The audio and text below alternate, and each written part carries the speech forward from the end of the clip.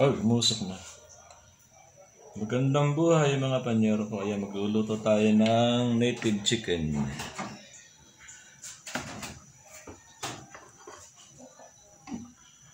Meron kasi itong umiitlog na manok dito. Ang depresya, yung itlog niya, siya rin ang kumakain. Kaya ngayon, siya naman ang kakainin namin. Kala ko magpaparami sa manok eh, hindi pala. Itlog niya, kain niya. Ano nangyayari doon? Kaya ngayon siya naman ngayon ang kakainin ko.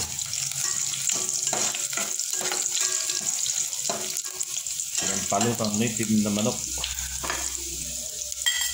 Ang ating titirahin ngayon mga panyero.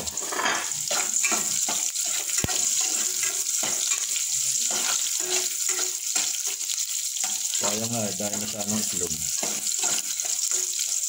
Iitlog siya ngayon, kaya niya, kakainin din niya. Uunahan, wala siya. Panyero, native chicken.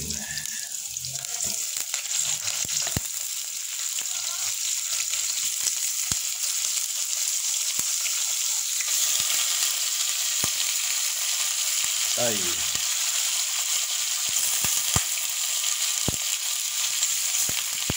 Tayo.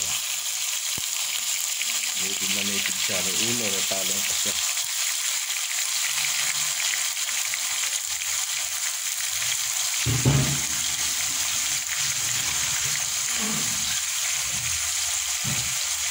Kaya ngayon siya ang sasampalukan ko. Sarap ito, native chicken. Sarap sana may alagang manok eh.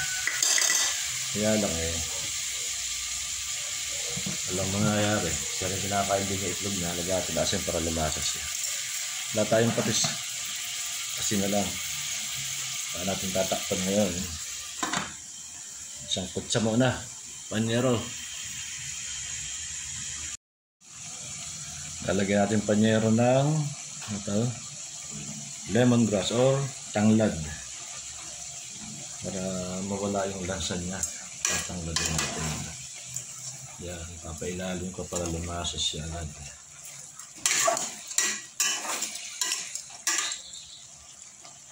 Sarap yan, may tanglad.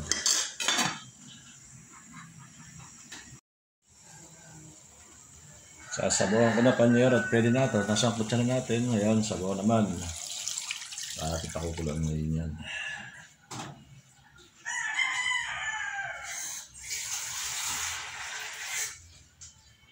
Maraming sabaw. Sabaw lang, ulam na. Yun. Tapos, meron tayo panyerong sili rito. Panat. Pwede pa yan. Saka natin uli. Lagay ko na nga lahat itong tubig. At ulit tatakpan na yan. Dilaw na sabaw panyero. Ayan. Sarap yan. Lagay na natin panyero yung ating pang-asim. Ayan o. No. No, baka naman. Ating pang-asim. Lagay ko lahat at gusto ni Mrs. eh, maasim daw. Lagay natin lahat.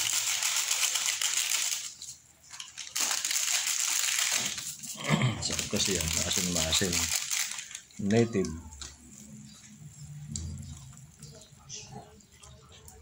Natin pakukuluan ng pakukuluan. Ayan, no? Sarap naman. Ay, may itlog. Nabasag ang itlog. Oh. Kung ito mga itlog na ito. Dudurog lang kakukulo. Ay!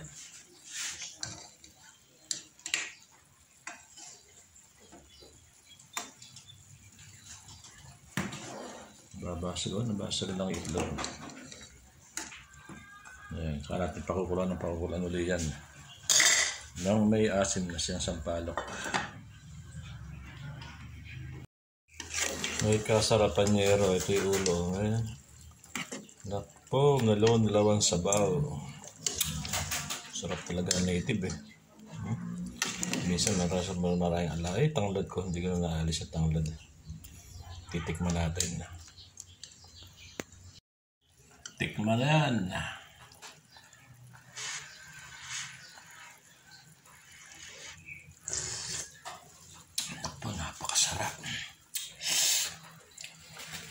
O yan. Yan o.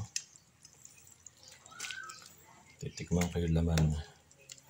Yung laman panyero, titikman ko itong isang pirasong laman o.